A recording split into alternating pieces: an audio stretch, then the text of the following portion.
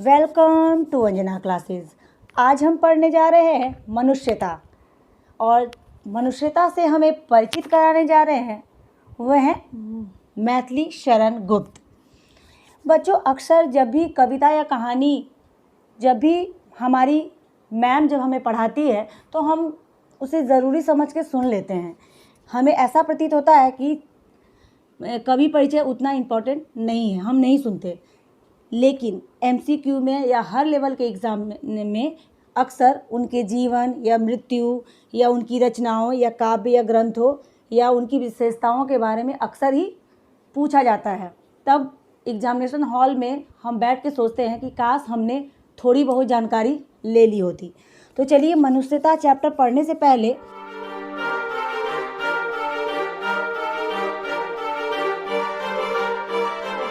हम थोड़ी सी जानकारी मैथिली शरण गुप्त जी की ले लेते हैं।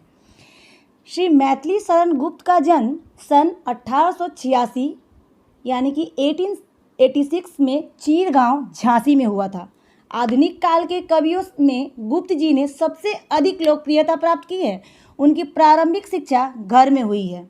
उन्होंने हिंदी, संस्कृत, अंग्रेजी, बंगला, मराठी आदि भाषाओं का ज्ञान स्व अध्ययन से ही प्राप्त किया है। स्व अध्ययन अर्थात कि अपने खुद से पढ़ के ही उन्होंने ये ज्ञान जो है प्राप्त किया है।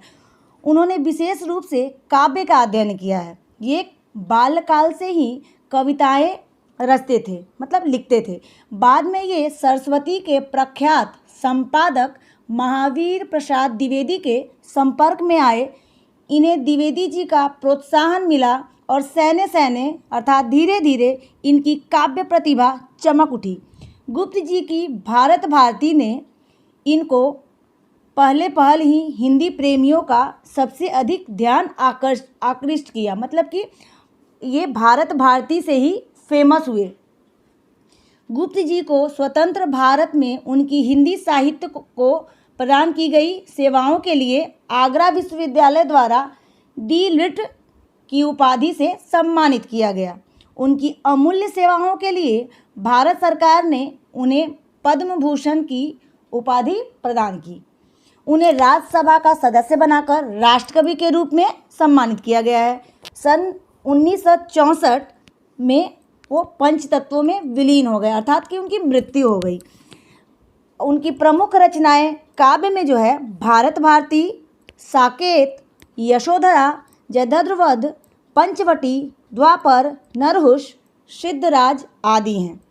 और अनुदित ग्रंथ जो हैं वो है विरहिणी, ब्रजांगना, वीरांगना, पलाशी का युद्ध, मेघनाथ वध आदि। और साहित्यिक विशेषता के बारे में थोड़ी सी जानकारी ले लेते हैं। तो साहित्यिक विशेषता जो थी इनकी, गुप्त जी की रचनाओं में सत्याग्रह, अहिंसा, विश्व प्रेम, किसानों और श्रमिकों के प्रति प्रेम तथा सम्मान आदि सबकी झलक मिलती थी। इस प्रकार राष्ट्रीयता की भावना, प्रकृति के विविध रूपों का चित्रण, भारतीय नारी के त्याग का चित्रण, संस्कृति प्रेम, नवीनता के प्रति आस्था, समन्वय की भावना तथा जातीय एकता आदि इनके काव्य की उल्लेखनीय विशेषता हैं। उन्होंने प्राचीन भारतीय पौराणिक विषयों पर बहुत कुछ लिखा है बच्चों, लेकिन उन्हें आधुनिकता का रूप भी प्रदान किया है। मतलब वो पुराने तौर पर तो उन्होंने लिखा है, लेकिन उसमें उन्होंने वर्तमान को भी शामिल किया है। उनके राम जो केवल भक्तों के भगवान नहीं थे, अपितु एक युग निर्माता।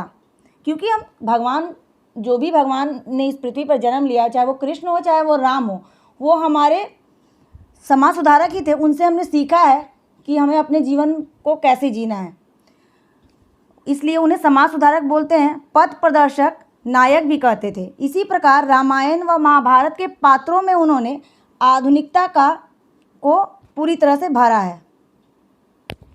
तो इस प्रकार से हमने मैथिली शरण गुप्त जी की जानकारी इस वीडियो में ली है, और अगले वीडियो के लिए हम मनुष्यता पढ़ेंगे। अगली वीडियो में हम मनुष्यता पढ़ेंगे और उसको पूरी तरह से उसका विस्तार से पढ़ेंगे और समझेंगे।